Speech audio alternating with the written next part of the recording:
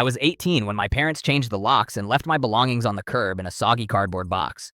7 years later, they had the absolute audacity to stand in the marble lobby of my luxury apartment building, begging me to let them move into my spare bedroom like nothing ever happened. Growing up, I was the invisible child, while my older sister, Jessica, was the son my parents orbited. Jessica got the out-of-state tuition, the brand new car, and endless excuses for her terrible behavior. I got hand-me-downs, minimum wage jobs to pay for my own school lunches, and constant lectures about why I couldn't be more like her. My father liked to call me their practice run. It was meant to be a joke, but it felt like a life sentence. I kept my head down, saved every penny, and tried to stay as small as possible, but I didn't get to leave on my own terms. The week of my high school graduation, Jessica was caught draining thousands of dollars from my dad's business account to pay off massive secret debts. When my parents confronted her, she sobbed crocodile tears and pointed the finger at me. She claimed I stole the money and blackmailed her into hiding it. I begged them to look at the bank statements, to look at the IP logs, but they didn't want the truth. They wanted their golden child to be innocent. My dad handed me a box and gave me 10 minutes to pack. "You're dead to us," he said, slamming the door. I spent my first month sleeping in the back seat of a rusted-out sedan. I showered at a cheap gym, worked 3 grueling jobs, and eventually taught myself software engineering at the public library.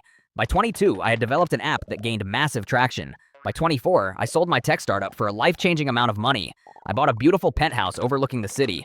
I was safe, I was successful, and I was completely at peace until last month. My phone buzzed with an unknown number. It was my mother. Her voice dripped with fake sweetness, as if the last 7 years of absolute silence hadn't existed. "Honey, we miss you so much. We saw the Forbes article about your company." Then came the real reason for the call. Jessica's husband had left her because of her out-of-control spending, and my parents had completely bankrupted themselves trying to bail her out. Their house was being foreclosed on. "We're family," my mom pleaded. "We just need a place to crash for a year or two. You have all that space now. It's your duty." A week later, they showed up uninvited at my building with a U-Haul. I went down to the lobby to meet them. My dad smiled and actually tried to go in for a hug. I stepped back, keeping my hands in my pockets. "The practice run is over," I said, my voice dead calm. "And you failed." I handed my mother a manila envelope.